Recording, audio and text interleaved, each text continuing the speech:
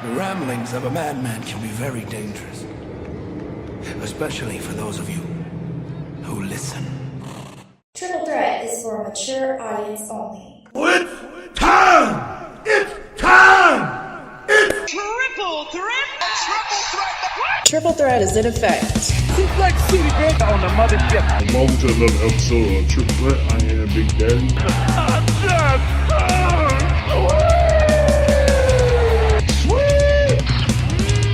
Right. I mean, Jesus, it's like if they changed the covering of the ding dong to like vanilla. I mean, come on, what the hell, man? And the myth, the legend, the prank. For every action, there's a reaction. And a Piker reaction is quite a fucking thing. What could you say about G3 that hasn't already been said about Marty Jannetty? My shoes cost more than your house! Triple Threat is in effect.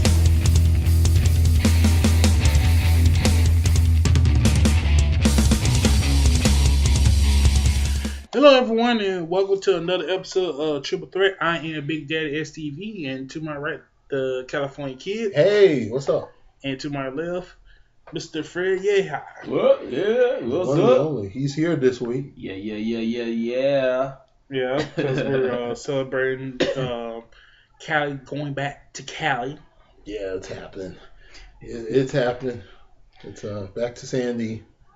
Yeah, but you been wanting to go back to California for a long time. Yeah, I missed home. I missed home, and this is it's a big move for me. It's been a long time coming, so heading back west, see what's going on over there. I had a good tour here in Georgia. I think I did everything you could do out here. So, beat up a lot of people, shot a lot of movies and shows, had a good time out here. Hey, had a ball with these people out here. Yeah. So yeah, time to wrap it up. Yeah. All right, guys, let's get down to it. Fastlane was a couple of Sundays ago. Overall, okay pay-per-view. Nothing to scream home about. Let's get started with the match for the pre-show. Shinsuke Nakamura and Rusev versus Xavier Woods and Big E. Yeah, I worry about Shinsuke's position with the company at this point. I mean, we all saw what happened to Hideo. And I'm just kind of like at this point, like wondering, I mean, I'm a Shinsuke fan. I really enjoy Shinsuke Nakamura, even the heel turn. But I just don't know what future plans are for him, if they have any at all. When they put you in tag team, and Rusev too, he was over. He's still over. Yeah, he is. I just don't know where they want to go with it. Are they going to are they just going to rotate these guys back around to the main event eventually, or are they just let them float for a while? Sadly, I think Rusev going to be another Wade Barrett, another guy that got himself over, but because WWE didn't come up with the idea, he's going to flounder and get released. I mean, I'm sure they got, I'm looking at this, I'm sure they have a plan at times, but, when somebody gets over, it's always money. You're making money. I don't see why they would. I don't know. It's been something that I've wondered about for a long time with the business model and everything. Like, somebody's getting over. If somebody's selling shirts. Yeah, but WWE has a bad knack for doing that. I mean, look at Zack Ryder. Dude got himself over using YouTube when WWE didn't believe in YouTube, man. They didn't want to get on the train and thought that it was going to be anything until it was too late, and they finally did and tried to catch up with everybody else that was on YouTube. I mean, it's the same thing with me. I got on it late, when everybody else was getting on there and, putting stuff out. But, they totally screwed up Zack Ryder's push when he got himself over, and they just pretty much killed it. Every once in a while, like, I don't get, they push him, they give him one little big victory, and then he just disappears again. And then they bring him back, he wins some big match. I don't get that. I don't get why they do that sometimes, but it's just what it is, I guess, for them. I feel like I'm just worried heavily about Shinsuke Nakamura's future. It just really concerns me. What would y'all like to see happen with Shinsuke Nakamura? Actually, I would want him to have the WWE title. He should have got the title when he faced AJ. I feel it would have been nice for him to have a run, even if but briefly, just for the sake of, if not for the sake of marketability, just for the sake of how much they put into building him, how much work he put in, how much work they put in. Look, whether he ran afoul of somebody in the front office or whether he ran afoul of the agents or the coaches in the back or whatever it was, whether it was suplexing John Cena onto his neck, whatever it was that Shinsuke did to end up in this proverbial doghouse, I don't know. I don't know if they expect him to get better with the language. I don't know what it is. I think he's fine. I think he does a good job out there.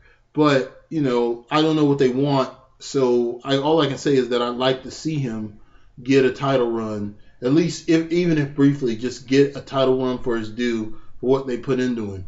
They kept his credibility up for the most part, but they still, now he's taking losses. He's relegated to tag teaming, and I just don't know what they're doing right now. I don't know if they lost faith in him as a performer or what it is, but I can only sit and wonder, like, God, are you guys ever going to come around and just let this guy have a run, turn him back face some kind of way with a good angle, let him come back, let the fans sing the song one more good time, let him get a title, and then maybe, just maybe he goes away for a little while. Maybe he goes and does something else. But I think if he goes out the door, he should at least go out with a worthy title of WWE Champion. Because that's something that I feel like he earned as a performer. He honestly should have won. If they weren't going to put Oscar over, they should have put him over back at WrestleMania and had him and AJ hug and then have him turn heel then. Yeah. I would have liked to had AJ chase him and then give the title back to AJ at SummerSlam.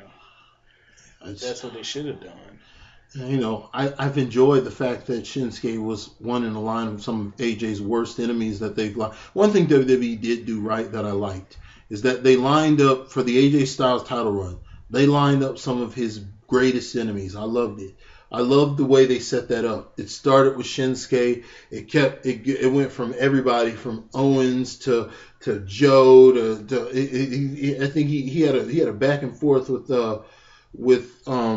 what's his name, the guy who's now leaving for the Shield. Dean Ambrose. He had a good program with Dean Ambrose. That was a great program. They had some fans hated it because of James Ellsworth. Yeah, but I didn't. I loved it. But to be fair, it helped both Ellsworth and AJ, but it hurt Ambrose more. It did, but the matches were beautiful. They wrestled some amazing matches. The workmanship in those matches, the way the speed, the accuracy. If you watch those matches, the execution was on point. That was some good wrestling. And I mean that program, all those programs, they just lined up some of AJ's work, and it ended with Brian Danielson, the American Dragon. The perfect way to end the good run is with having AJ and I just hope they wrap it up well.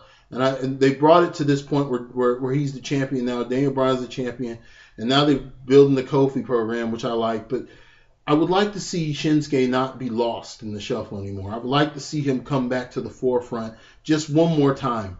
Come back to the forefront. Bring Shinsuke Nakamura back one good time. I'd love to see it. I would love to see that. Let's hope so.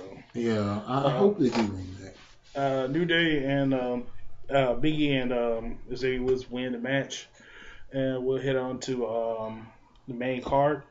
SmackDown Tag Titles match: Miz and Shane versus the Usos. Pretty decent match. Yeah, that was good. That was good pace. They were going. That was awesome. They got into it. The one spot I liked was when Shane did the coast to coast to hit I think it was Jimmy or Jay off the top rope. That was a pretty sick move. Yeah, I like that one. That was good. But the Usos got the win, and as pretty much a lot of people thought somebody turned in, it was Shane. Yeah, Shane. Oh my God. Shane, for the love of God, please do not do another submission like you did on the outside. That was just bad. Real bad. Does anybody think that Miz going to be a good face? This is interesting. I can't remember a time when Miz was legit put into this position. Well, he was kind of face when he came into the company. He Yeah, was he the was. host of SmackDown. He was a face at that time, and then he turned heel. So it's going to be his first time in a long time being face. Yeah. Yeah, it just like I said, it's something. It feels new to me, So it's going to be interesting to see him in this role. He was the proprietor of the WWE Safe Man. The safe wrestler, the safe worker. He was the and when you think about it, Shane McMahon represents everything that he does as a performer. It's kind of like. Like with Daniel Bryan, they both represent two sides of the business, that like the high risk and then the workman, and then the hard workman that doesn't like, that just doesn't like the cheating the fans out of their tickets. Kind of like, it's an interesting contrast. It's a very interesting contrast. Yeah. Very, very interesting. This will be interesting. This will be an interesting battle. I did like his promo on SmackDown when he came back. It was very good and very to the point. Yeah. But still, I'm kind of holding a reservation of what they're going to do with him as a face. But I'm still not interested in him versus Shane at WrestleMania. Yeah. It's one of those things. I guess they're banking on the fact that they're thinking that. I don't know if they believe that the tag team won people over enough to perhaps. I mean, at the end of the day, it's all about sales. I mean, I think the jerseys they had out sold a good bit because I think some people actually bought in and believed in that tag team and thought they were going to be great. And they got a little jump there. It's kind of like with AJ and Y2J. When they you're smart enough. It's like when you set something up in a story and you're smart enough to know that you're going to be able to sell a certain amount of this product, and but that it's going to go stale quick. So you're kind of like, okay, we're going to get out of it quick. We're going to make this little money and we're going to get out of it quick. I wonder if that was it. It's like, look, we're gonna make some money off this Shane McMahon tag team. Not to mention, I'm sure a lot goes into. I'm sure Shane probably just wanted to work Miz one good time, maybe. Shane's getting up in age. There's some things to be considered. I don't know. It's something to be considered. Yeah. Well, with that, we'll move on to the next match. Next match is SmackDown Women's Title match: Mandy Rose versus Asuka. Oh. All right, get it off your chest. I know you're gonna. Okay, I'll say this. I don't know. I'm unsure as to what they're doing right now with this. I'm sure Triple H is at least protecting Asuka's interest, but I don't know about Mandy Rose. It's like, I don't know what this is about. I don't know if this is just filler or what, but at least the kick was good. At least it landed. As bad as as real as it was, at least it looked good. I think you're talking about the finisher. Yeah, that at least the finish was believable. Yeah. But I don't think that match should have ever been booked. I don't think the program should have ever been booked. I don't think Mandy and Sonya should ever be having tension at this point because they need women's tag teams. And why would you break up one since you got titles? Well, they did it before. Remember, when was that? I think it was the first Royal Rumble. They did break them up, supposedly. Yeah. And they were about to break up, but they brought them back together for the tag titles. But what was the point of breaking them up in the first place? I mean, I'm trying to figure out, like, okay, if you want to market Mandy as a single superstar, I'm like, Mandy is watching Mandy. Okay. It's just a bad idea because, honestly, like I said before, by herself, Sonya Deville's gonna get lost in the shuffle. She is. They got Ronda Rousey, they got Shayna Baszler, and the two other horsewomen for MMA. She gonna get lost in the shuffle, with those four there. And Mandy, she's hot and all, and she's decent in the ring, but I don't see her anytime soon becoming like a Trish Stratus or a. It seems like they've just been trying to resurrect Trish Stratus. I don't know what it is. They Like can't. Alexa Bliss, Mandy Rose, what was it? Emma. They've been trying to resurrect this whole motif of this Canadian woman who happened to be hot. I mean, there was only going to be one. There can only be one Trish Stratus, guys. I mean, you're not going to be able to recreate that magic. Trish Stratus was witty. Trish Stratus had a mind for this. Trish Stratus was witty. She could execute at least decently enough at the time. She was training. She could execute her moves well. She was able to. She just had appeal, and she had a good personality, and she had the looks. I mean, my God. I mean, that's you only find one of those. I mean, that's just the way it is. You can't. I don't know whose idea this was, whether it was Vince's, Kevin Dunn's, whoever it was to try to resurrect this magic. But guys, I mean, there's only one. You guys just gonna have to live with that. I mean, there's other female superstars who need your help, and Mandy needs her own direction. She needs to be her own wrestler. You know, I mean, I like the music. I like her entrance music. I like her look. I think she's decent in the ring. She's not special yet, but you guys could invest in making her special. You know, maybe a little more time instead of ripping all these girls out of NXT so fast, because Mandy is less developed. I think Liv Morgan's more developed than Mandy is right now.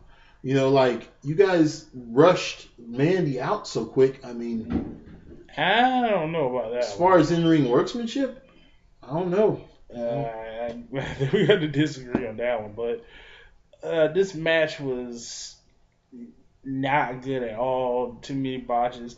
Plus, I didn't get what in the hell Sonya Deville was doing, looking under the ring. Looked like kendo stick or something. It just looked just stupid at all. And plus, the way it ended was just dumb.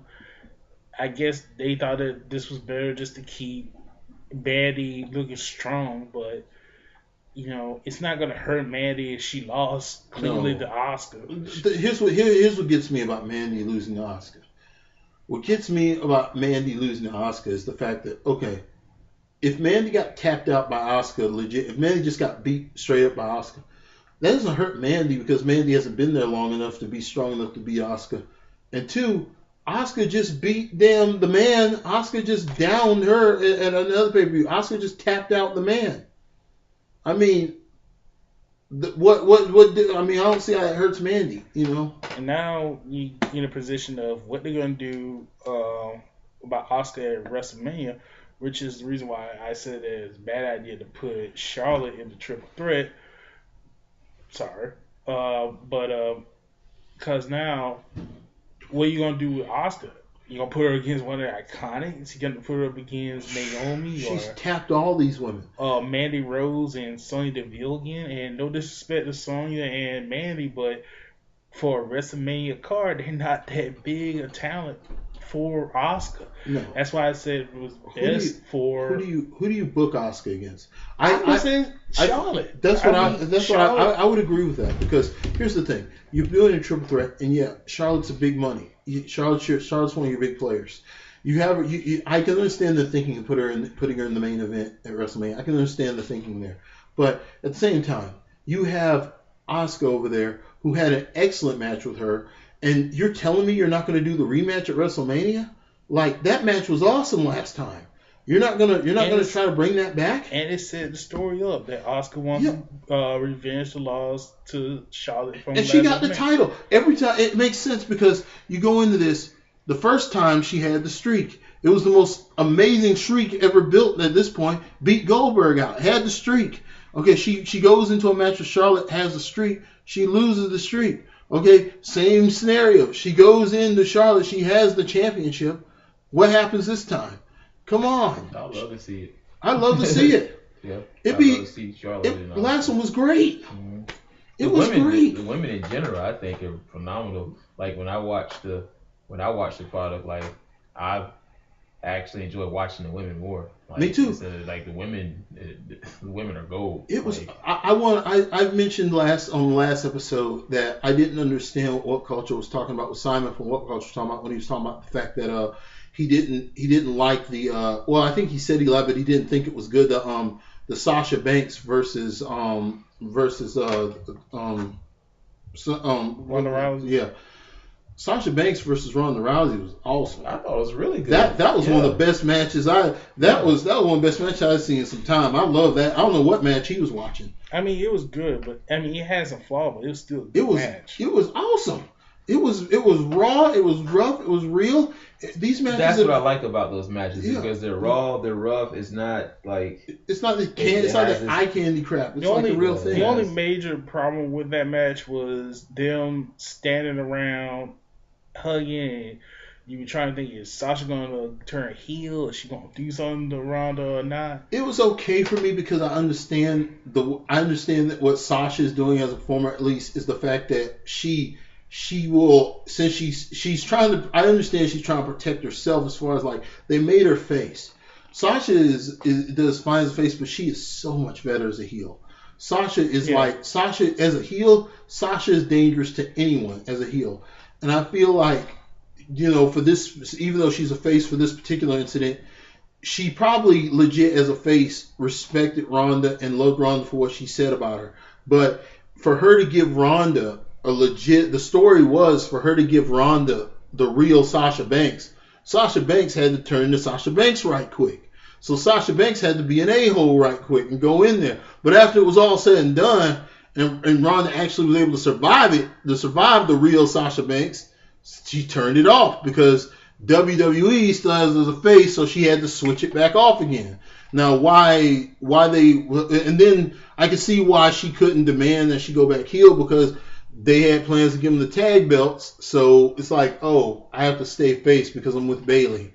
But I was thankful that at least they let her switch it on right quick. They at least let her turn on the old Sasha right quick.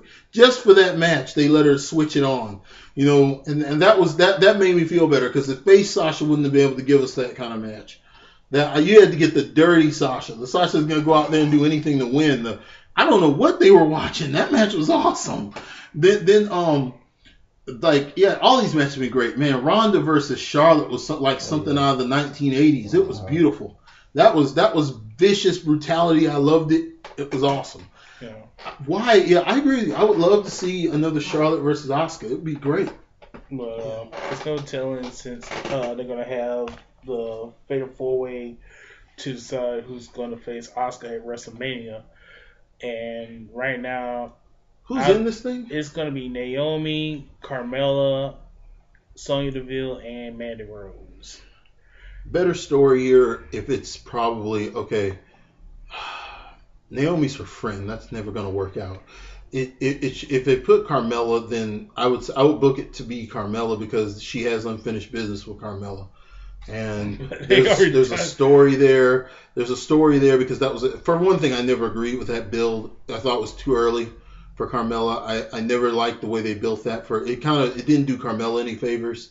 And I didn't like the fact that it was good for James Ellsworth. It was a good surprise, but at the same time, it wasn't good for Carmella. And it was just a terrible, you should never throw her in there with Asuka that early. It was just like, come on. But this time it'd be a good little way to, I don't know how they would build to it, but it's most likely going to be, if it's not Carmella, it's Naomi. They're going to have to do some story building really quick to make that make sense, because her and Naomi are cool. In the story, her and Naomi is cool. They compete against each other. Well, the only way it's going to work is if they turn Asuka heel, and I don't think they're going to turn her heel yet. No, they turned Asuka heel when she had title for a while. She got lazy and don't want to lose it. Then she started going heel. And it'd be kind of a bad idea, because they don't really have anybody that's face enough to be a good baby face for her to face. I mean, they could have. Here's the thing: they should have got Kari or Io Shirai in there. They should have got somebody in there. I know it's a rush, but they should have rushed them in there. You can get that done. That's what I was thinking too. Like, it would be easy to put Kari in there, because her time in NXT pretty much coming to a close pretty soon. Yeah.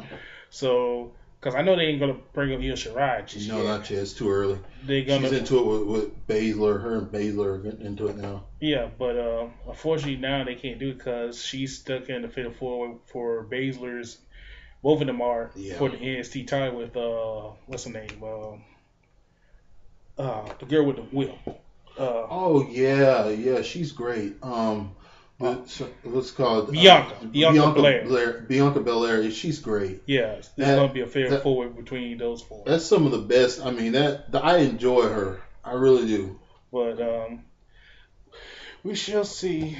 Before we get to the next match, they had a thing with Kofi visiting Vince, and they were demanding for Kofi to get into the title match between Daniel Bryan and KO, which set up this match 2-on-1. Well, Vince made it seem like it was going to be a title match. Then it was a swerve, and it was a handicap match between Kofi and The Bar.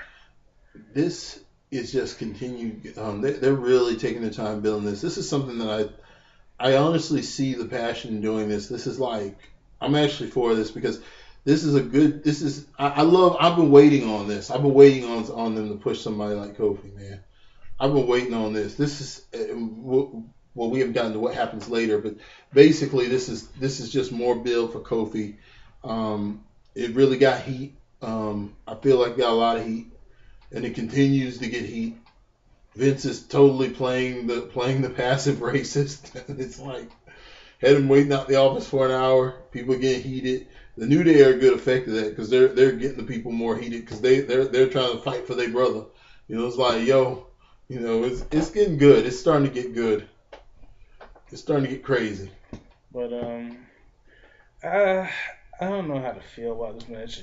I mean, I understand what they were doing. They were building up for Kofi to be the underdog, but just having the Bar be up on Kofi and then New Day get attacked by Rusev and Rusev. I mean, Shinsuke Rusev. Yeah, it was just a throwaway match in my opinion. But I'm all for Kofi getting the title and build him up. Yeah, you give a little, get a little. The hero takes a bad beating, like in any movie. They're making a movie here. He takes a bad beating, and he's Daniel Bryan's all of a sudden protected by all these forces now. When he himself had to fight through this, and they call him a B+ player, so it's pretty interesting to see this unfold on Kofi. But it's gonna be, like I said, this is gonna be a highly anticipated WrestleMania. I mean, man, this is going to be a watched one here. Bar win. Next is a segment between Elias, where they had him out and taunting the crowd. They did this 3 times during the whole show. I think they're honest. I don't know. I feel like they're missing the boat on Elias.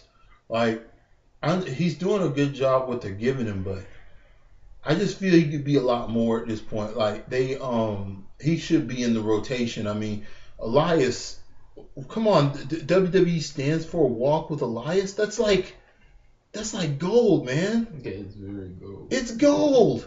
It's golden. It's one of the best dang lines. They're not banking on this, like this, and not to mention he can go. He can go. Elias can go, man. Like he's stiff and he can go. Like I don't know why they didn't pull the trigger on this guy. I guess because they thought, well, since Roman's coming back, we got to turn it back in. Because remember, he turned face when Roman left. Yeah. So I guess now they said since Roman's back, he's got to go back to being the heel. So now they made him a heel, which is hurting him badly. It's not doing him any favors. Like he's supposed to be the anti-hero. Like I think they were going the right direction with having them get into it with Corbin, but they just let Corbin kind of go over on him, which I felt they let Corbin go over on him twice straight up, and I'm just like, man, what are you guys doing to Elias? Like, God, I mean, Elias got out there and declared he was going to beat Corbin twice and lost straight up twice. I understand they're invested in Corbin to some degree, but man, you guys are just like leaving Elias in the dust here. And plus, it doesn't help the fact that at the last segment, he gets caught staring at Lacey Evans during her usual walking in and walking out segment, and then getting RKO'd out of nowhere by Orton. And then Orton getting phenomenal form by AJ, which was cool, but still. I think Elias is money, and like people like, that's money right there, man. I just think they're missing out on some money there, man. Because he could feud with the establishment because he's the drifter. He could feud with the establishment. He could play songs that annoy them. He could piss them off with that. He comes out there. He uses it. He'd be one of those anti-hero faces that actually does use a weapon. So he does use the guitar at times. But the fans cheer him on. He goes over on a bunch of people, gets up there and becomes like the Austin model. Yeah, they're doing it with Lynch, but by God, it'll work with it. It will work with Elias. It will work, and they will love it because WWE stands for Walk with Elias, and everybody wants to walk with Elias. And Elias will tell you, you walk with Elias. Elias will lead you to greatness, and Elias will go up against impossible odds like RVD did, and he'll go in confidence saying walk with Elias, and you walk with Elias and they have faith in Elias because they know when they walk with Elias they're going to walk all the way through. It's kind of, you have to build that, man. It's just like there's money there, man. They're just not seeing the money. There's money there. Oh, there's money there. You put him up against somebody like Corbin and people like that, and like get him in the feud with the McMahons or something. That'd be great. I mean, he would tick them off. He just out there playing terrible, insulting songs to them. They love it. They would love him. Yeah. But I agree totally that they totally misusing Elias badly. Next match, Raw Tag Team Titles match. Ricochet, Aleister Black versus Chad Gable and Bobby Roode versus The Revival. Pretty solid match. A bunch of spots everywhere. Yeah. One spot, Ricochet jumping from inside the ring outside to the outside of the corner, hitting Gabriel. Yes. Sick move. Man, it just went everywhere. Yeah, it's what you expect. It was no complaints here. I mean, that was just some good action to kind of break up the monotony.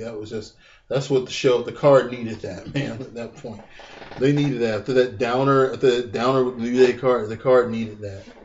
Yeah, they needed to bring us back up on that one. I thought it was good. Yeah. Yeah, they Fred. I didn't catch that. That's why I'm kind of. I didn't catch all of it. Oh, yeah. That's why I'm not really. I don't really have too much to really. I kind of try to chime in on what I can like. Oh yeah. Yeah.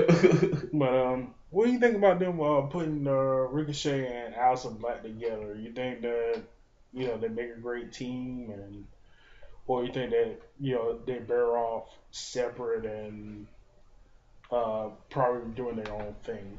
I like them as a team, honestly. I think the pairing is pretty cool. I think even like from a business standpoint, what they're doing with NXT, I think it was a really good way to protect both of them and bringing them in that kind of role, because tag team wrestling, like, it seems to be pretty popular, and I think that's a pretty intriguing combination to put together. You have Ricochet, who is the flyer and high energy, and he's pretty dynamic, and then you have Aleister Black, who can fly, who is pretty dynamic, and he's like, amongst one of the most lethal strikers in the games. To put those two together, and they're both coming from the NXT brand, they both have buzz, and they're known, pretty much around the world. Like, I think that's pretty cool. It's like, who are these two? It's popped out of nowhere. So, like, I totally dig the idea. I thought that was a pretty brilliant move, pairing them together. Yeah. But the Revival win, they really need to do more with their Revival. They need to get some more tag teams in there. Do you know if the Revival is really going to walk? Are they really going to walk? I haven't gotten the answer on that one yet. So are they really going to walk? Not now that they're the tag champions. I doubt it, seriously. Yeah, I mean, I guess they had to do something to keep them there. I don't know.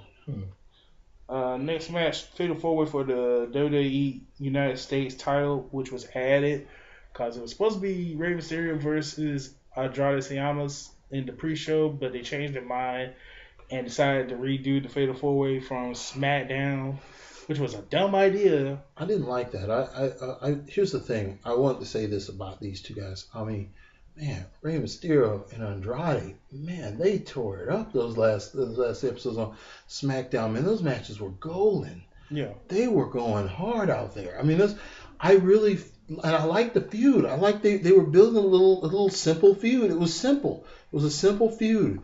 Your basic jealousy feud. You know, legend gonna put you down. You're in my way. But they sold it so well. And then, you know, the fact that Ray being the veteran has to beat this guy, and the fact that Selena Vega's out there and she's a weapon that he uses, kind of like, what is it? Kind of like Bill. You know, you have like managers like Bill Alfonso outside throwing chairs to RVD to help him out, and what made Jerry Lynn so popular is the fact that Jerry Lynn used to navigate through all this. Jerry Lynn was so good he could survive all this and still take RVD to the limit. People love to see that kind of stuff, and this is what we see, that Ray is just out there going with him, and they're going, and everybody was getting into these matches. I mean, the crowd response was incredible. I really thought they could have did a final match on one of the pay-per-views and really just give them good 20 minutes out there. Just let them go. Give them 20 minutes and just let them pull that stuff off out there. It was a good pairing. It was a good pairing. Well, I was glad that they took them off the pre-show. Yeah, I'm glad they did that. But if they were gonna do, they should have saved the Fatal 4-Way match instead of putting it on SmackDown and saved it for the pay-per-view. Yeah. But it was Ray, Siamas, and R-Truth versus Joe. Pretty good match, back and forth between all four of the competitors. Everybody was on point. They was Carmella and Zelina roughed it up with each other again in this match. Yeah.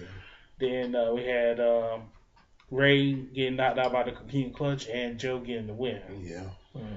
I'm very happy for Joe.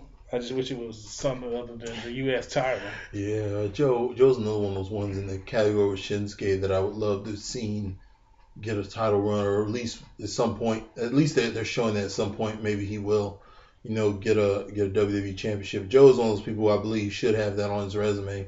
I know it's a show, I know it's a work, I know we write these stories, but I think the title holds a special place, and I feel like people like Joe and Shinsuke should be able to say they were WWE champion at one point or another. I think that's just something that they've earned, and I really would love to see it happen for them. It's the same thing with, like, I was sad to see what happened. I mean, it's a tragedy what happened to Hideo Itami. It's not the company's fault, but I just cry when I think of Hideo Itami. I hope he's able to turn this around, and or if he's done, he's done. But I hope he comes back and or comes back to some company and able to get some more accolades going, because he wasn't able to accomplish as much as he probably could have. And just life. It's just sad to see that, though. It hurt me to see that.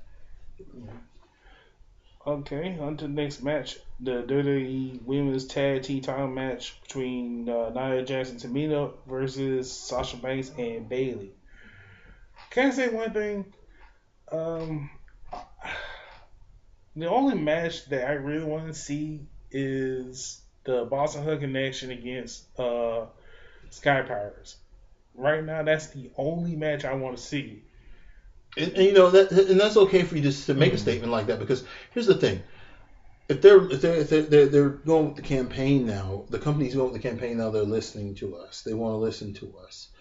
But nobody really wanted women's tag titles. That's another thing. I don't know who said or where they got the fact that was Stephanie McMahon's doing. I think that was more her doing than anybody else, because I don't know. Honestly, I never heard anybody say that they wanted. I didn't want them. I wasn't really. Tag titles. I didn't think they needed it, but I mean, I think it just.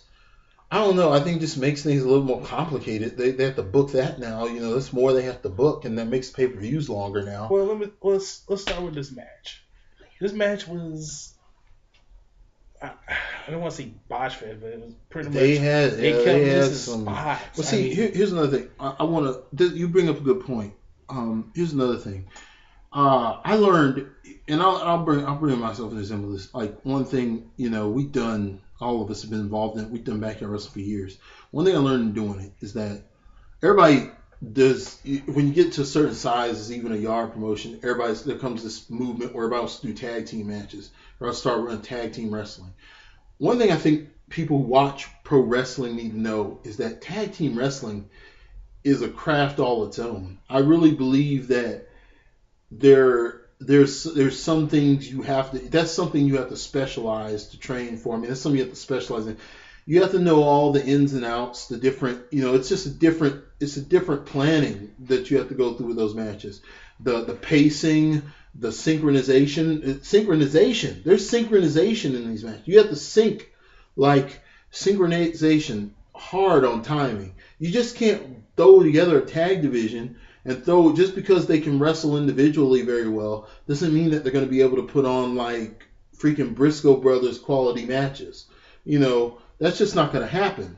And I think that kind of got lost in the shuffle, that thought that I think somebody needed to present that thought in their planning meeting or whenever they plan to do these tag titles, because that's just a fact. I'm saying that I'm not even a pro trained wrestler. I've never been in the business, but I can say that with confidence because I've seen it done. I've been to enough wrestling. I've seen training seminars. It takes some doing to put those matches together. There's a lot to plan for. And you have to specialize at it. And it's like, okay, if you don't, they're just out there wrestling singles matches, taking turns. I mean, it's more than just taking turns out there. I feel that that's something that the company needs to take time to sit back and think before they try to push the money machine on. Yeah, we'll sell tag title belts. They're going to make money. We'll sell team t-shirts. They're going to make money. It's not going to be too taxing on the show's runtime. It's not going to be too taxing on the booking crew. It's not going to be too taxing on the costumers, on the people who have to put the wardrobe together. There's stuff to be considered for these things. And I think they kind of jumped the gun on this because, number one, there wasn't a huge, I can tell you just by being a member of the fan base, there wasn't a huge fan demand for damn women's tag team titles. I can guarantee you there wasn't. But that's just me. I'm just saying. I didn't want them. I thought the women were doing fine on their own. The women's title, there are 2 women's titles. They're all vying for it. It makes the hunger better. It makes competition stronger. Well, we got to put extra belts out there.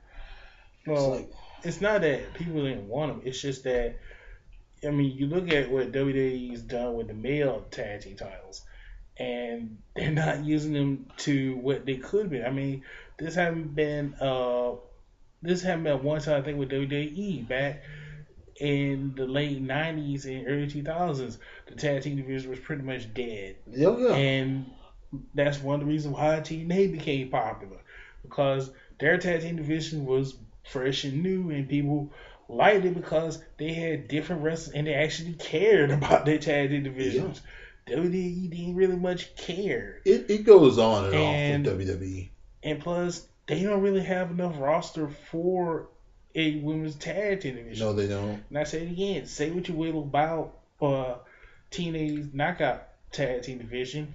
It was good. It had some actual legitimate tag teams that worked. I mean, yeah, they did have some, women that were put together, but some of them actually worked. And before they shot it to hell with ODB and Eric Young and that whole stupid storyline, it was actually a good division before they started losing people left and right from the knockout division. Here's the thing too about WWE tag team wrestling. I think WWE had its heyday with tag team wrestling going up until like the 94 probably is when it probably up to 94, 95 it was doing well. And then during the Attitude Era, it kind of fell back by the wayside. There were a couple of little patches there where they had good tag team matches. But I think during the TLC days and the Edge and Christian, it hit another heyday. During that little time, it hit a little heyday there, but then it went down again. It goes up and down, I think. But with the women, it's like, okay, the best tag team wrestling I see on WWE is in NXT. That's tag team freaking wrestling. And they rush these teams up to the main show, but I feel like they can't allocate enough time to make the matches the quality that we get in NXT, which is why I feel like it suffers. They're kind of banking on the experience of the performers, which yes, it's there, but if you don't give them the time, See, on NXT, they can go 45 minutes almost if they want to out there. They go 30, 45 minutes in the main event, and you'll get like these amazing tag team battles. They can't do that on main event, on like the broadcast. They're not going to do that on a broadcast, on pay-per-view or whatever. You're not going to get it. You're just not going to get it. It's not possible with that many people on card. I just don't see it being possible unless you're going to cut some people from the card and put like 5 matches on the pre-show. I mean, it's up to you, But I'm just saying, I feel like the women's tag belts is just something that needed more development and more planning, and they needed more women, honestly. But I mean, that's just me. I don't know why they're doing this. I have no idea. I'm not super interested in the women's tag belts, but they're there, and we'll try to be supportive. But I mean, God, if they do a botch fest like they did last time, then that just shows that they weren't ready to run a tag division. Well, they weren't ready for it. Well, it was botch fest. Sasha almost fell on her head. Yeah. Because Nia tried to catch her and she almost fell. That's how you gotta hear. Synchronization. Yeah, but it was the Boston and Hook and they retained the titles after the match. Nia Jax and Tamina blindsided them, attacked them. Then we had altercation between Tamina and Beth Phoenix. Beth Phoenix clobbered Tamina, which sent Nia Jax to attack her, throw in the ring. I'm about to beat up on Beth Phoenix until Natalya came running in to save her, but she got taken down.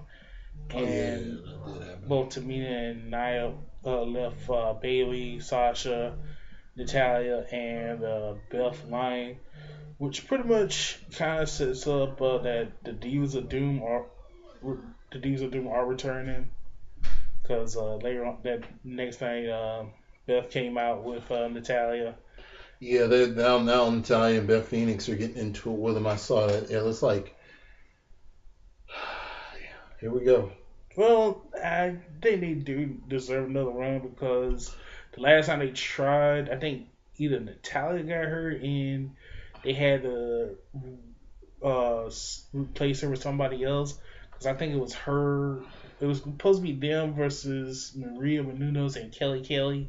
And I think Natalya got hurt and they had to switch her out with somebody else.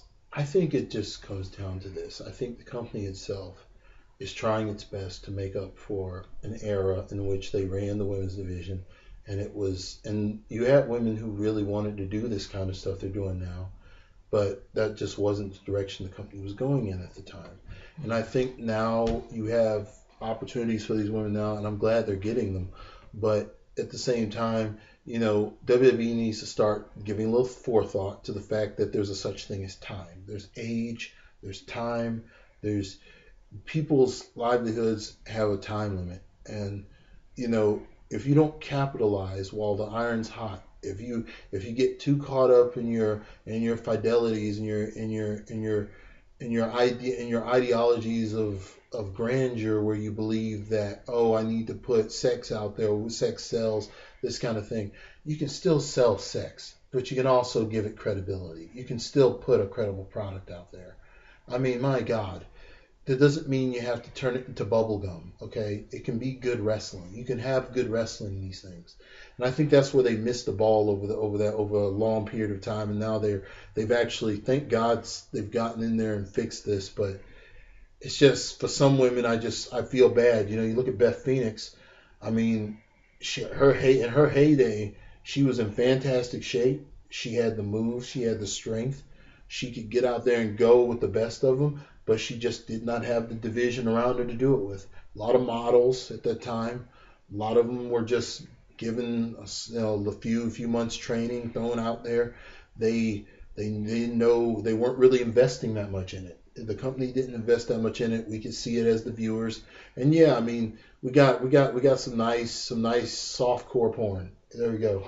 But at the same time, I think that there's been a wake up. I think that's good. I'm glad they fix it, but it came at a cost. I feel it always, when things like this happen, it comes at great cost. I mean, I was so happy to see Alundra Blaze in the Women's Royal Rumble, but by God, I mean, she did great for her age. I thought it was fantastic. But, just what could have been if we're not for just a little foresight back in the day. What great matches we missed out on. What great athleticism we missed out on. You know, what the sales, the money that could have been made back then. Audiences weren't closed off to women's wrestling. The company was. We would watch it if it was good. If it really was good. I mean, God, you know, I don't know, man. It's one of those things, but I'm glad to see this. This is a good WrestleMania, women main eventing. We gotta win. Tag team titles, I don't see it. Well, it's probably gonna be a fatal 4-way again, cause Tuesday the Iconics finally got their match with the Boston Hood Connection, and surprisingly in a botch fest they got the win. So it's pretty much gonna set up between a fatal 4-way with Nia and Tamina versus the Divas of Doom versus the Boston Hood Connection and the Iconics. And I'll say it again. This does not interest me, even though I love Natty and Beth Phoenix. But honestly, the only thing that interests me out of this whole thing that I would really want to see is Bayley and Sasha versus Io Shirai and Kairi Sane for the tag titles. That's the only one that interests me. I admit, I want to see it too. It's something. So you don't think that the women tag titles is a good idea? It's not that it's not a good idea, Fred. It's just that they don't have that many. I mean, let's see what they got. They got the Iconics. To me, haven't really proven anything other than that they're eye candy. The matches aren't that good, and I haven't seen anything that says, you know, they serious wrestlers. I mean, all thing I see is Billie Kay, good looking chick. Peyton Royce, hot chick. That's the only thing from the Icons that I've seen that seems like that's the only reason they in WWE. Mandy Rose and Sonya Deville, good tag team. They proved that they can hang when they were in the Elimination Chamber for the tag titles. But as we said before, them breaking them up, they're like, oh, they're going to split them up again since they already tried that when they were in the Women's Royal Rumble. It's dumb because right now, like I said, Sonya Deville is going to get lost in the shuffle since they got Ronda Rousey,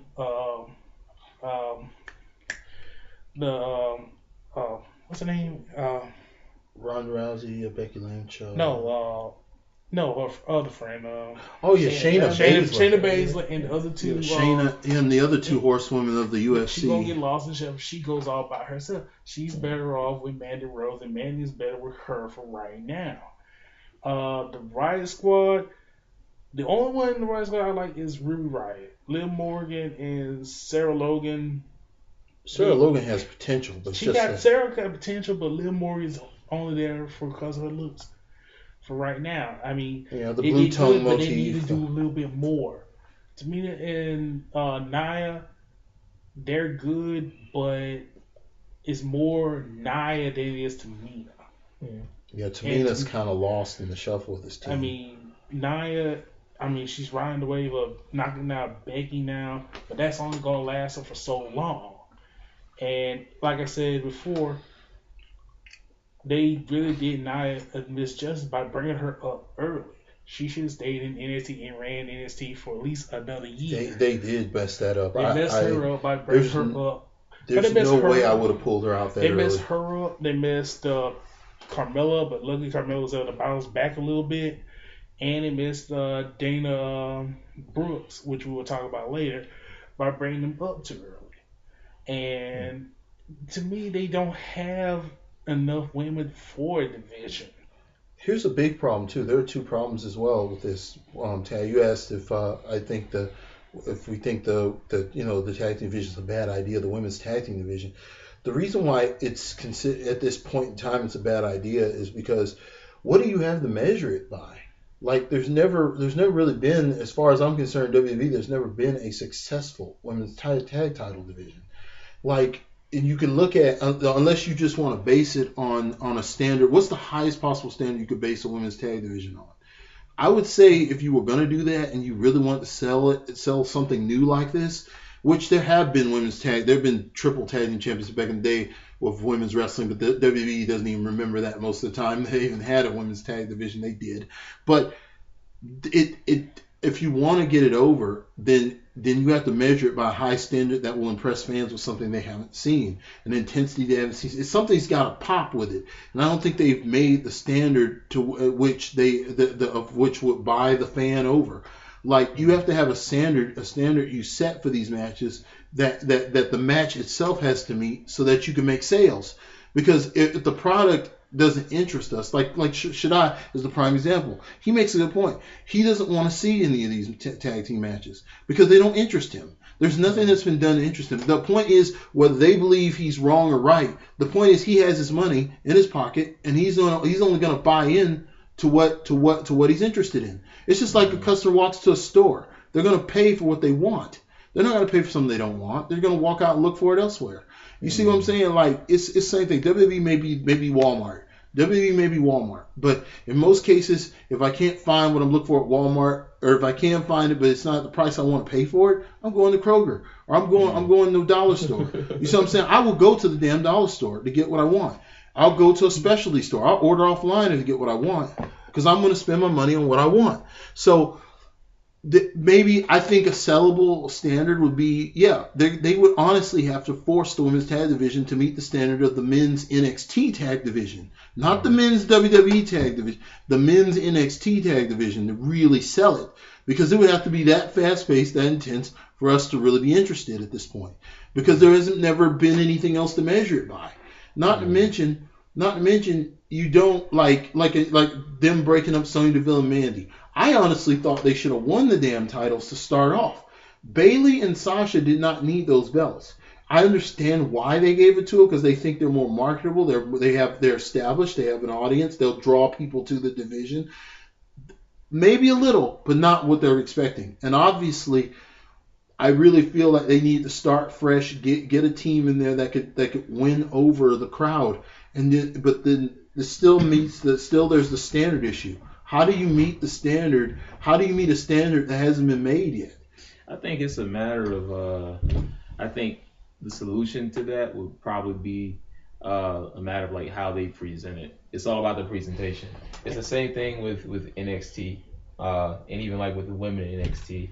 Like, women's wrestling didn't really become like the thing. It didn't really become the trend until WWE presented it as such. When Triple H put his stamp of approval on it, then it became cool. So like, and the same thing even with the guys in NXT.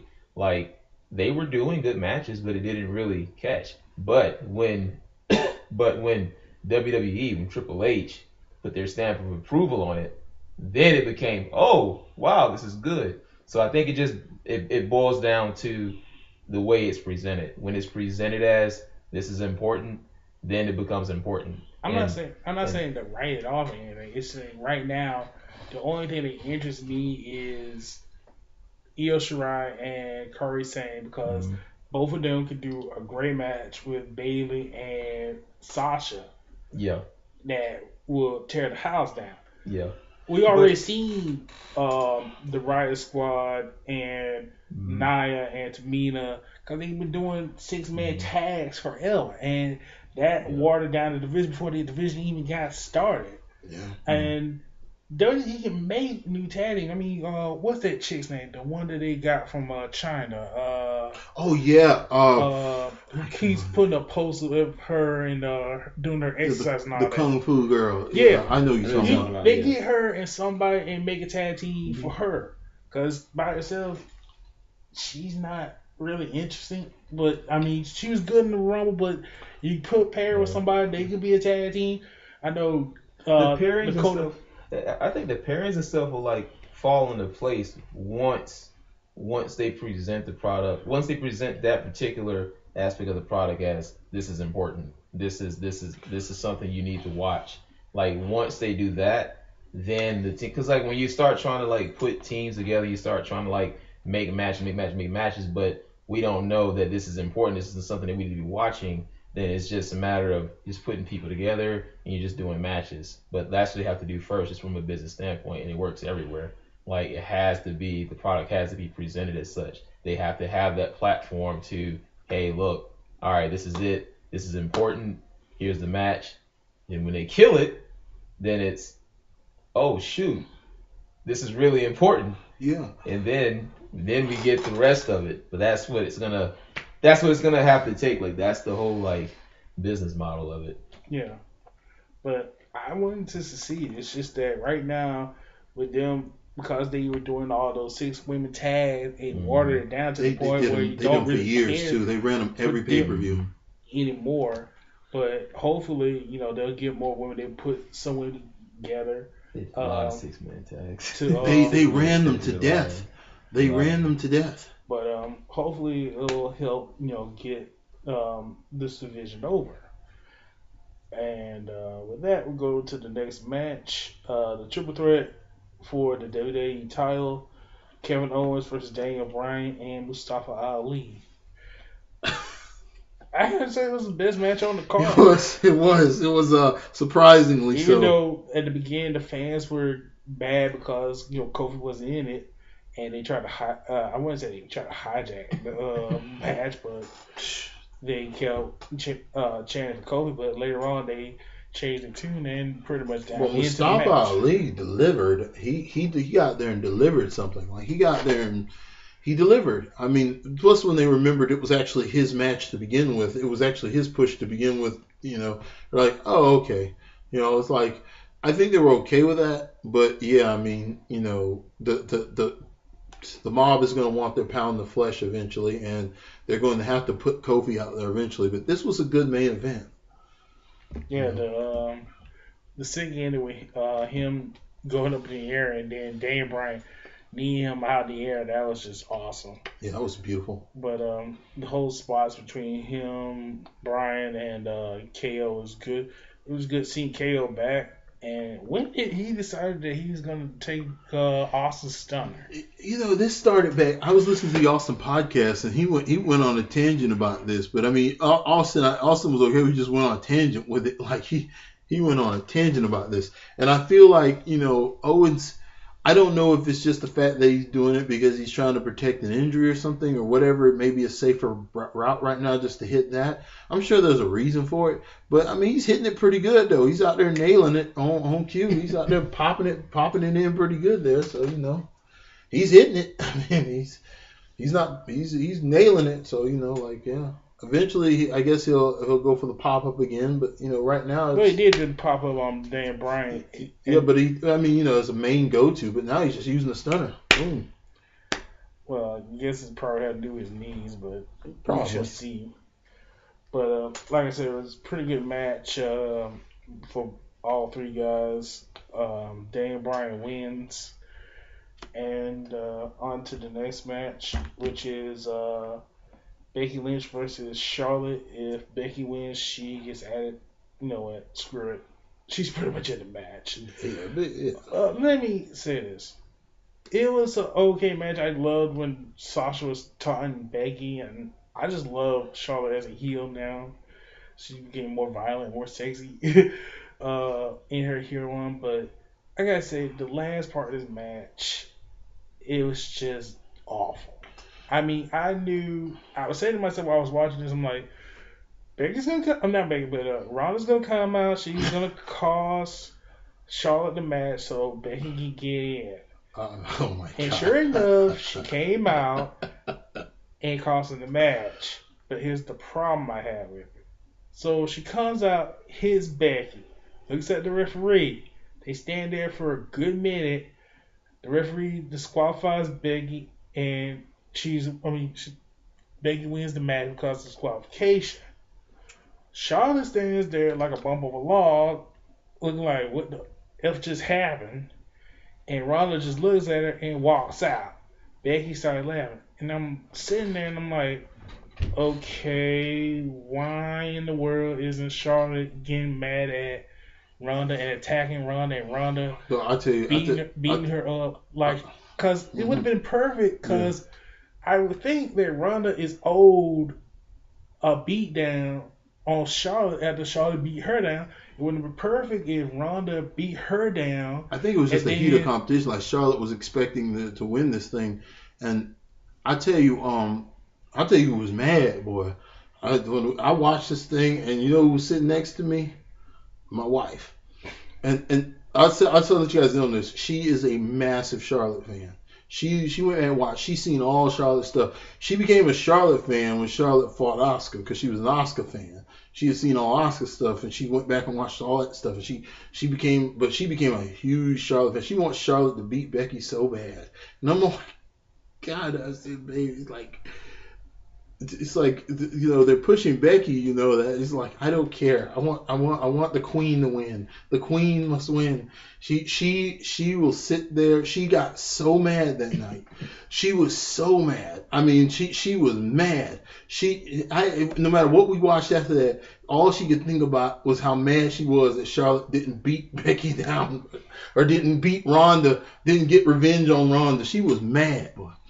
She loves it's called Charlotte Can Do No Wrong. Yeah, but like I said, it would have been better if Ronda beat up on Charlotte, give her payback for her beat down at Survivor Series.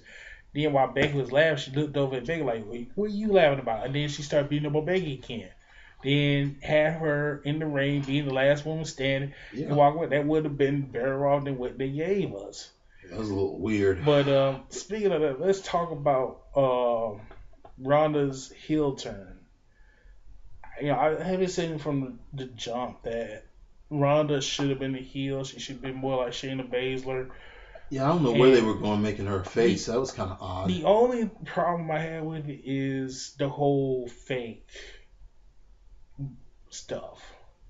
The whole when she's talking about everything fake, and I'm gonna she's doing the whole exposed business gimmick. Yeah, and it doesn't help that you had Dana Brooke come out on Raw and talk about, I'm not gonna let you talk about WWE. Well, see, Dana's the wrong person to do that. Yeah, that's what I'm saying. That's what I'm trying to say. Like, she's the wrong person to do that. It would have been better if it was somebody like Bayley. Yeah, Bayley or somebody something.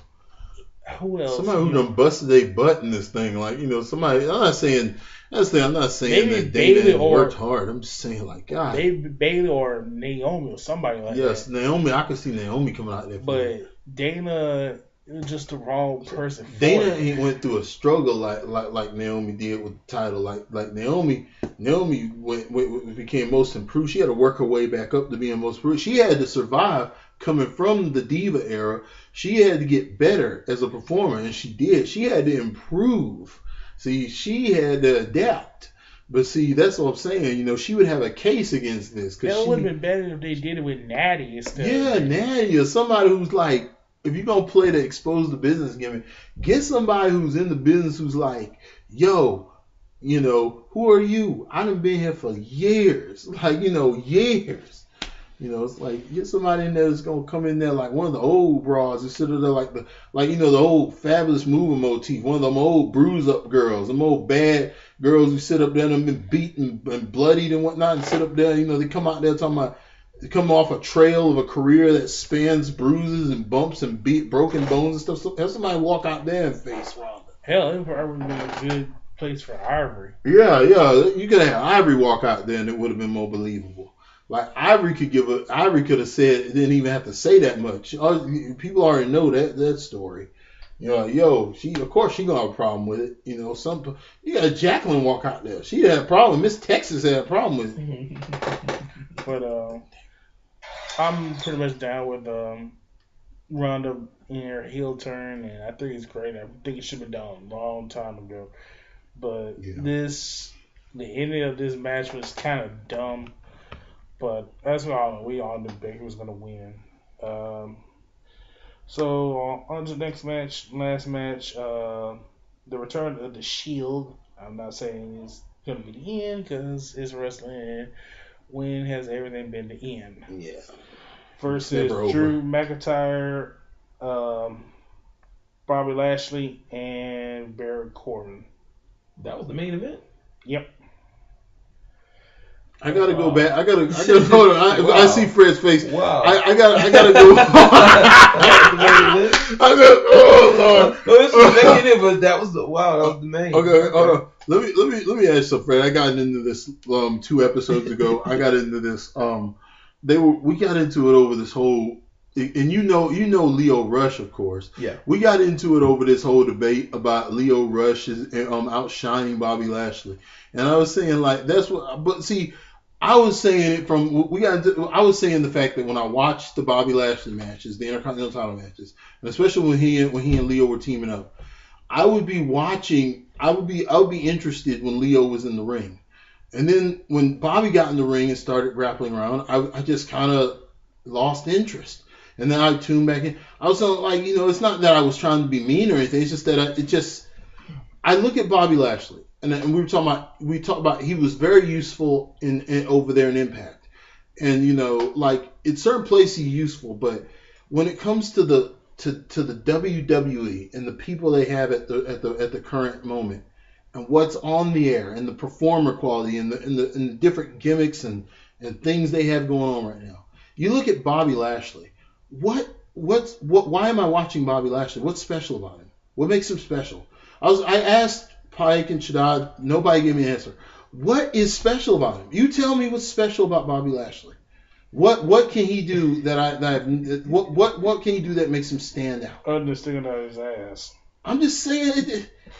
I know I have rode Bobby Lashley since he had stepped into the I've ran him into the dirt. As far as I say it like I always say it. I don't hate Bobby Lashley, but by God, I am looking for the why.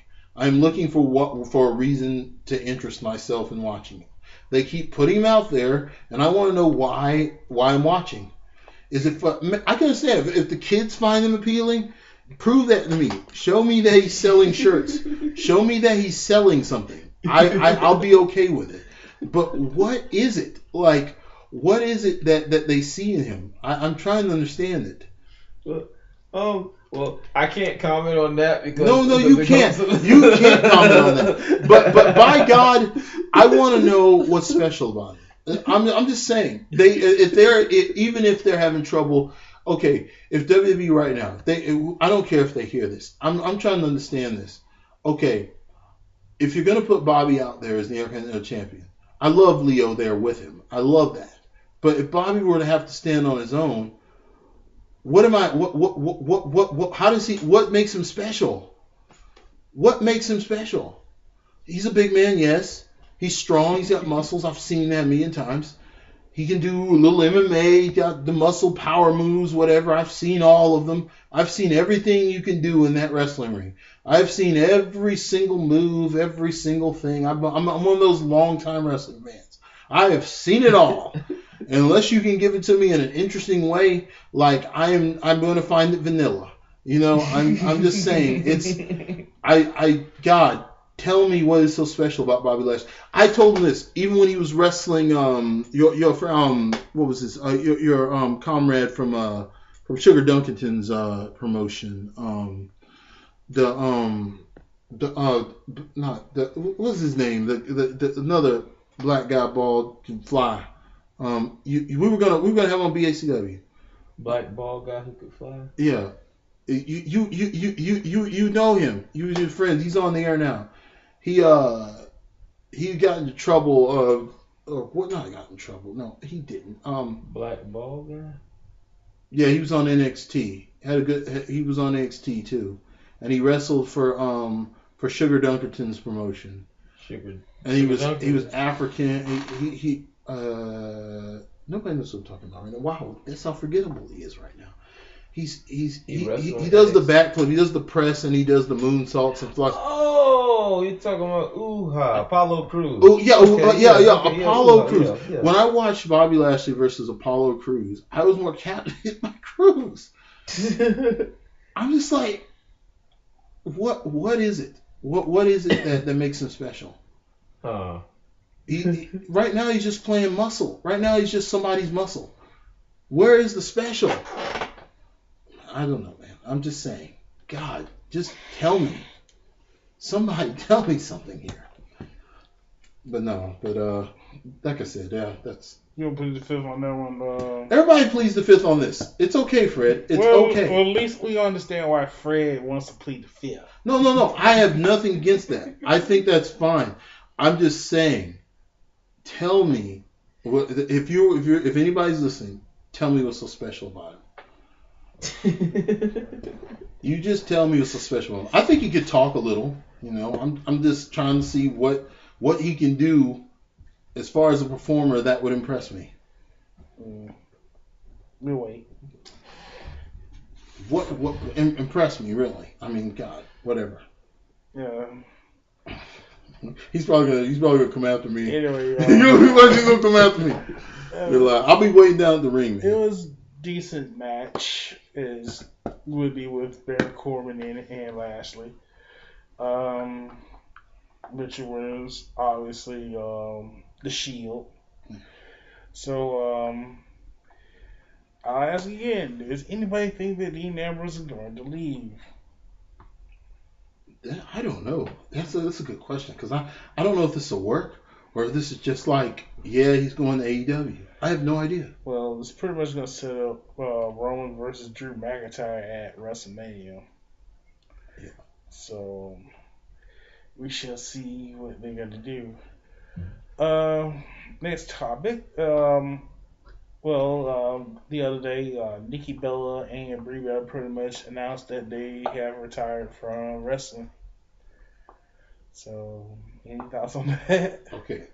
Here's the thing about the Bellas. I find it hard to believe, honestly. Why is this a retirement? I'm just. I mean, yeah. Why is this? Why is this? I'm just saying. Okay, they look just like when oh God. Not that I'm saying I'm going to miss Brie mode, okay? Not that I'm saying that, but at the same time, when Nikki Bella came back and fought Ronda Rousey that one time, okay, fine, solid match, whatever. Why do they have to have an official retirement? It's obviously they're going to be around for a while.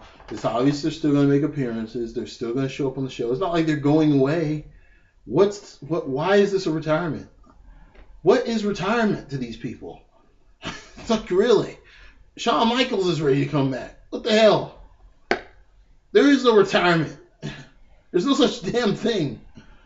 Lord, I mean, you go to Bruno Sammartino wrestled the Macho Man after being practically retired, and it was a good match. Come on, Jeez. Retirement? Ric Flair's still out there. He just did a whole skit with Batista. Yeah, but you wrestle match. Still, it's not retirement. He's out there. Oh yeah, since you brought that up, let's talk about the Animal Batista's return on Raw, where he interrupted Ric Flair's. I think it's a good story. I think it's a good story. I think the promo was good. Triple H excellent delivery. Promo, oh my goodness. One thing I will say about Paul Levesque is that I over the years I have just like been in awe at his ability to get you into something. Mm-hmm. I just like, wow. I was one of the people who used to ridicule WWE for having closed doors, and I used to ridicule the fact that they used to call Paul Levesque a world champion. But at the same time, that still doesn't take away from the fact that Paul Levesque is probably like, I mean, in terms of selling me pro wrestling, Paul Levesque can sell me anything in pro wrestling. He can sell me a feud against, like, all he has to do is pick up a microphone. He can sell me into anything. I have to admit that. He can sell me into anything. That was great. I mean, that was I liked that. I liked it. It was the way he told it, the way he alluded to Bautista leaving, and the way he told it was awesome. I love stuff like that. He came out there and told it like it was. I like that. That was good. The part I liked was when they went to the back and they showed Batista grabbing this camera guy. I thought that was kind of weird, but it was also kind of cool. And when beat up on Flair, I'm just interested to see where this goes. They made it a no disqualification. Was it no holds barred match? I think they need to go the route of when Triple H fought The Undertaker. I think it was at WrestleMania 17. I think they need to go that route. They need to give us that match. They need to give us like the match that goes all over the arena, comes back to the ring, goes all over the arena a second time, then comes back to ring. It's so over the top that it goes further than WWE is normally willing to go, and they deliver some spots that they just need to be ready to deliver some spots that just will like take us out of our seats. The spots need to be off the charts for me to buy into this. I mean, for that kind of heat, when you start shouting at somebody like that on the air, I expect the match. You're selling me the fact that this is going to be a Taker Triple H match. You are selling me the fact that this is going to be, you're talking about ending someone's career. And that's something that I've often ridiculed WWE for, is the fact sometimes they'll build up to a program and they'll do the match, and the match doesn't deliver on what they were trying to sell me. You know, if you're going to sell me something, sell me the product that you're advertising me. Sell me what you're going to advertise me. Okay, give me what you like Batista said, give me what I want. Give me what I want. I'm saying it and I'm snarling with spit coming out of my mouth. Give me what I want. Give me what I want. Okay, in this case, look, in the business you don't always have to give the fans what they want, but when you build something like this, when you come at me like this, you got to give me what I want. You know what I mean? Because that's why I'm coming there. If you don't give me what I want, there'll be consequences in sales and ratings. So I'll feel badly about it. I'll be hurt. My feelings will be hurt if you don't give me the match that you're building here. It's like anything.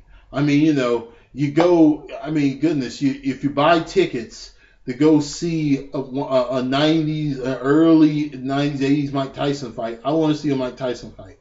I want to see him terrify somebody and knock them down. Bad. I want to see him bust somebody up. I mean, you know, it's like anything like that. You know, I expect to get my money's worth. If you're gonna cut a promo that good, you better give me a damn good match.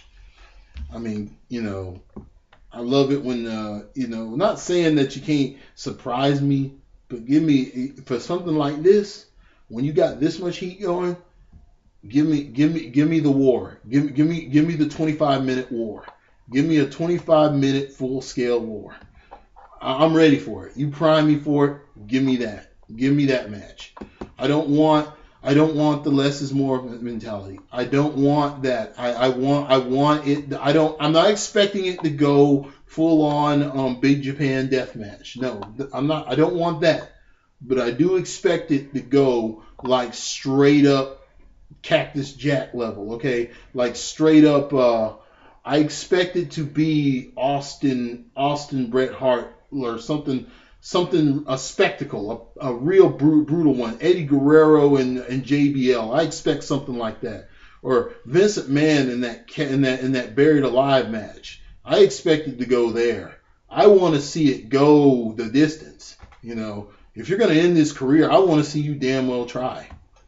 You know, but anyway, I've raved about this. I don't know. I'm just speaking. I'm speaking as a customer. Okay, I'm speaking as the customer you're trying to sell this match to.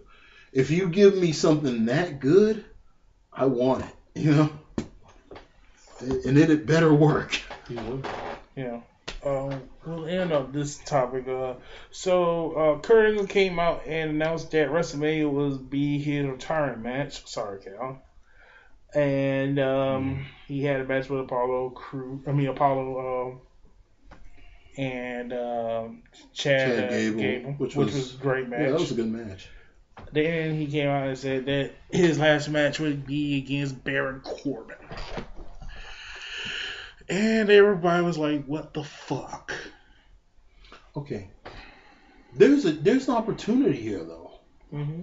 Sadly, I mean, as much heat is on this, there's a huge opportunity for both of these men. I don't know how much Kurt has left in the tank. He looked pretty tired during these last couple matches, but he did pull off some excellent wrestling. I don't know how much he has left in the tank as far as pulling off a classic, but I mean, this could help Corbin because Corbin's been on the downtrodden since he hit the roster. Corbin's been on the down trot since he hit the roster. Corbin may have heat, but it's not really good heat. It's go away heat. Yeah, it's not. That's not. Yeah, I that's the best term for it. It is go away heat. He has that go away heat, and I think it's important that that if they're listening to us, if WWE's listening to us as they say they are, they need to understand what kind of heat Corbin has. We the fans determine the heat. I think that heat is good, reaction is good, but at the same time, you got to understand what kind of heat the fans are giving you. There's angry heat, but angry heat doesn't necessarily mean we favor the person. Angry heat's good heat. Angry heat's that old school heat where we just hate the person. Okay, go away heat is where the guy just bores us. Go away heat is where he just bores us to tears. We don't like him. His gimmick is crossed the line with us a little bit as far as we're willing to go. The believability, it's gone a little bit too far. You guys are trying to push him out there and make him over people you shouldn't be doing it to. And if you are going to do that, then you need to give Corbin some more tools to do it with, which you haven't given him the tools to do it with. I think this is a huge opportunity for Corbin.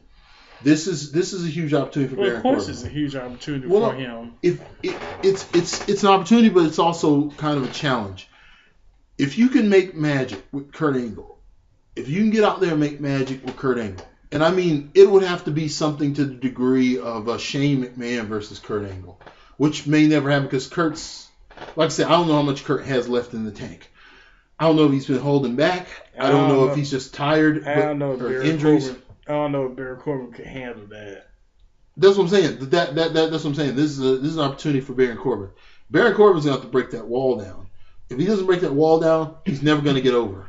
Baron Corbin needs to find in himself to get out there and pull off a classic. He needs to forego. Sometimes you have to just you have to beat fear and go out there and make something happen. I think I don't think Baron Corbin's a terrible performer, but I think he needs something, man. He needs a classic. He hasn't never had a classic. He needs a classic. He needs a redo.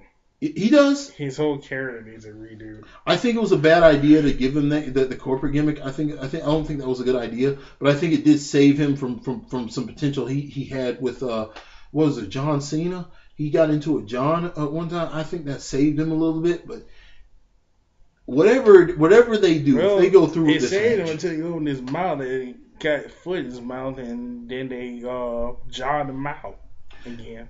Well, he needs to do something like you remember when they were going to fire Bill Alfonso and he went out there and let Beulah beat him to a bloody pulp. He needs to do something like that. He needs to go out there and pull off some kind of miracle. You do know he's not going to let him do that. It's not if they let him. He's going to have to make it happen even if he gets fired. He's not going to let him go out there and be bloody up like Bill Alfonso was. If my career was at the point that Baron Corbin's is right now, and they will fire him for that, right? He's got nothing else to lose. He's not selling anything as far as I know. Exactly. That's why people said that he got picked. But no. If you're in this position and they're going to go through with the match, you're Baron Corbin. You're sitting back there and you're like, am I just going to follow suit and try to pull this match off with Kurt Angle? And it gets an okay reaction. And even though I have heat on me by the front office for going for doing more, what if I go talk to Kurt and I tell Kurt I'm desperate? Kurt may do me a favor. We go out there. We do something completely that they don't want us to do. I get over. I get fired. I'm sure I'll get hired back because the fans will. I'll be a martyr. The fans will love me as a hero for doing this. It's a smart business move. It's a gamble. It's a business move, but it's stupid. Yes, but it's a business move. You're overreacting. I don't know, man. I don't know if I am. Yes, you are. I mean, it will work for somebody like Matt Hardy, but for Baron Corbin, no. I mean, it's either Baron Corbin either sits in the bathtub with his wrist slit and dies slowly, or he jumps off the dang cliff, or he jumps off the cliff and takes a chance. It's like Steve Harvey said, you got to jump sometimes, man. If you got to jump. Everything Steve Harvey says is. That's true. That's true. But this ass Monique. If you're Baron Corbin, what do you see happening in this match? Let me ask you, what would you do? If you're in Baron Corbin's shoes, what do you do? I tried to perform my ass off and try to make something out of nothing, because it's his time to prove everybody wrong and prove that he does. Okay, they tell you you have 15 minutes. They really mean 10. You know they mean 10. Okay, you have 15 minutes tops to go out there and pull off something with Kurt Angle. You better pull something out of your ass and do, because you got one shot. The road agents are out there. The people like your producers out there. Your producer gives you go over the match with Kurt. Kurt talks to you probably. Kurt gives you some spots or whatever. Whatever it is. I don't know if Kurt's going to call this thing or who's calling it. Like, Fred, who do you think will call this match? You think Kurt's going to call it, or you think they're going to let Corbin call this thing, or you think it's going to go to the referee in the headset? I think it's. I guess when it boils down to it, it all depends on like what how they would want it to play out. I think that whichever direction they want to go, that's the direction they want to go. If they want to build if they want to use this match to build Baron Corbin, perhaps he would go over. But then again, if they just wanted Angle to go out, riding high in the sunset and whatnot, they could still use that to get Baron Corbin over. They could still make him, because look, the double turn. You remember what happened with the double turn? But I think the smartest thing for them to do, which could still get more heat for Baron Corbin in the long run if they played a certain way, is like have Angle just beat him in like less than 30 seconds. So like that could be a big thing, which could get a really, really, really big pop for his go home match. And then after that, because we've seen how that could get over. It's like Daniel Bryan losing in 3 seconds to Sheamus. Back. Yeah, but that's Daniel Bryan. Yeah, it's Daniel Bryan, but it is a way that there is still like different ways that they want to get him over. It could be something like that, or they could just have Baron Corbin absolutely spoil Kurt Angle's final match, where Angle makes his ring entrance, and right as he's coming down the ramp, Baron Corbin blasts him and just completely ruins it. That could be even more heat.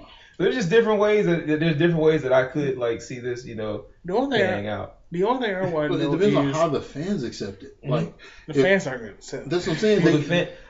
The whole key is like you want the fans to react. If you get them, if they react, that's good. But at the same time, if at the end of the day they're not invested in Baron Corbin, you see, they can react all day, but that doesn't mean they're invested. Right. If you want to put Baron Corbin over, you want me to invest in him. Even if I hate certain wrestlers, I'm invested in some of them because they're telling me a great story.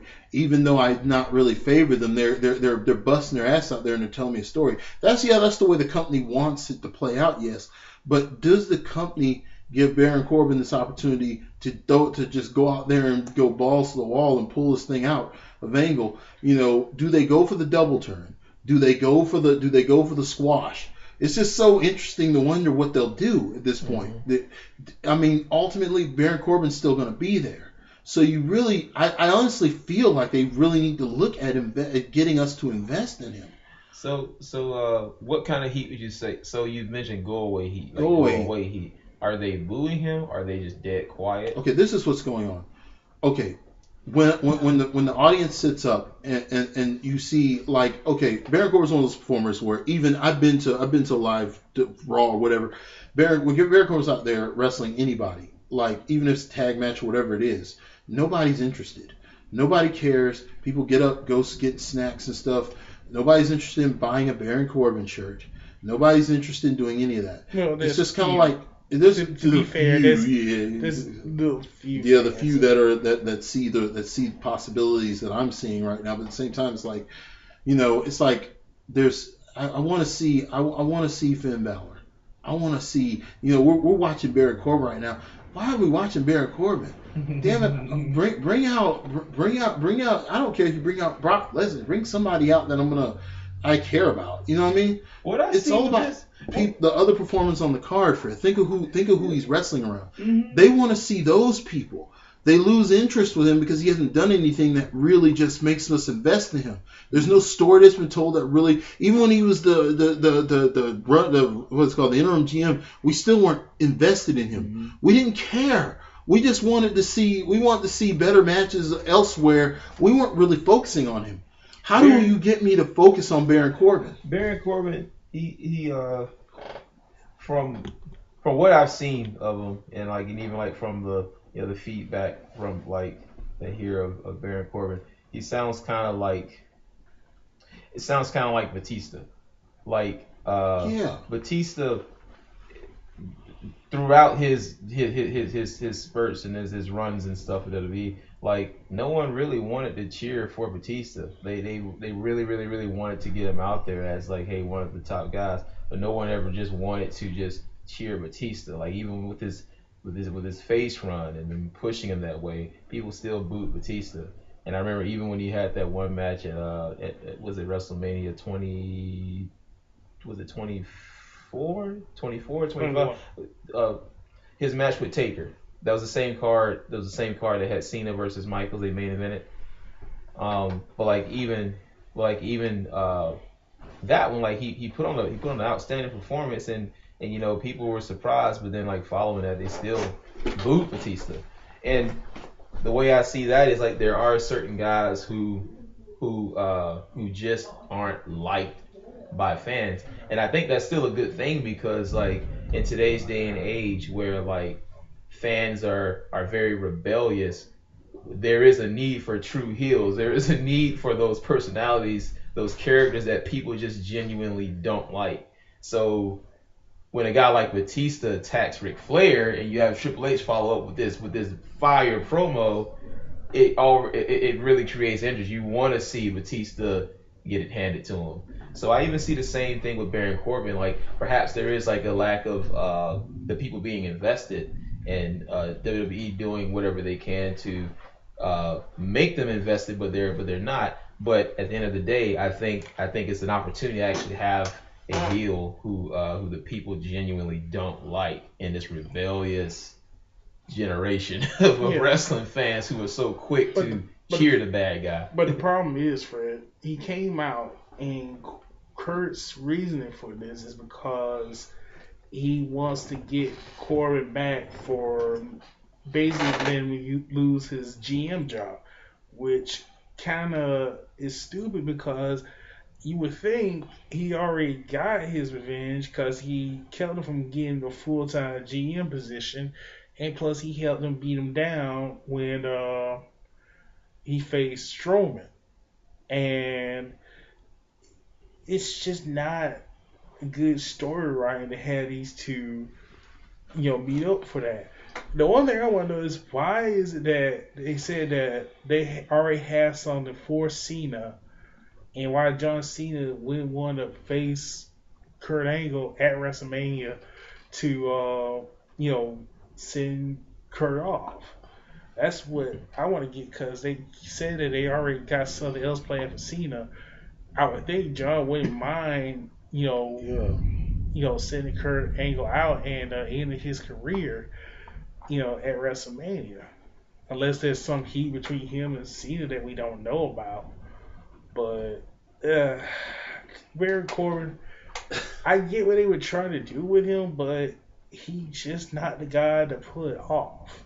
No matter how hard he tries, the whole lone wolf character that he tried to get off, he just couldn't sell it. No matter how hard he tried, for some reason he didn't want to cut his hair. Then when they gave him the spot with the Authority, then he finally shaved his hair. And I'm like, why couldn't you do that from the get-go? And it's a lot, but we'll see how it goes. I mean, we're gonna be there at WrestleMania. Hopefully, we're hoping for the best, that Baron Corbin will at least. So you want to tell me? Find something. Oh. But anyway, that's gonna be our show for today. I'd like to thank you guys for listening, and please subscribe. I thank Fred Yeha for dropping in. No problem at all. Enjoyed it. And thanks, man. For California Kid for being there and helping me get this off and be doing his work behind the scenes, editing and putting this stuff together.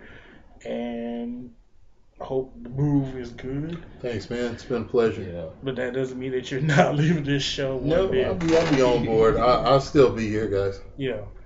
And thank you guys. Like and subscribe. Please download from your favorite podcast, wherever you get your podcasts at. And thank you. And see you later.